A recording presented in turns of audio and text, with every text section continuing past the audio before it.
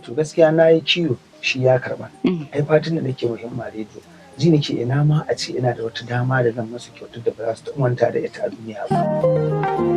Taurarin himma. Sunana Khalil Muhammad Alkasim, kiyata shi ne Hira. Ce aka yi ka tsinci kanka a harkar waka, shin gada kai ko kuma tashi kai kaga kana yin waka?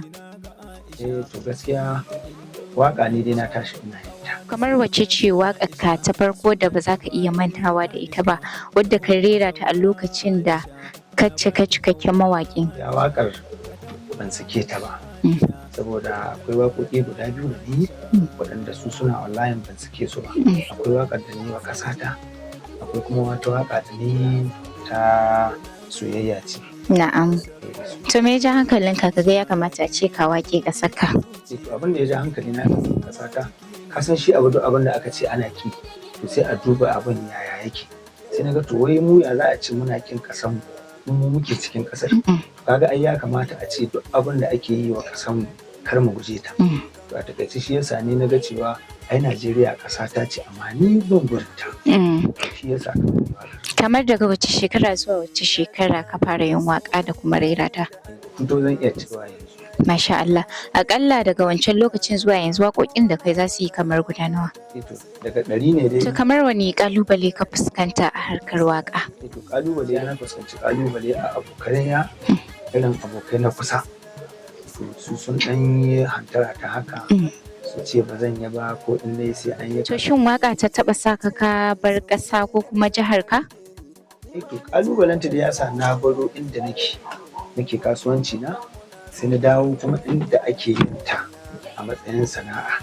To duba na yanayi na cewa wannan gidan rediyo ya ta'allaka ne ka cokan akan harkokin da ya shafi noma da kiwo da kuma kasuwancin amfanin gona. Shin a waƙoƙinka ka taɓa yin waƙar da ta yi alaƙa da noma ko kuma kiwo? To gaskiya sai dai in kalma ta zo irin abin da ya danganci kayan amfanin, to kaga za ka iya saka. Amma takanas baka taɓa yi dan su. Sai dai in waƙe manoma.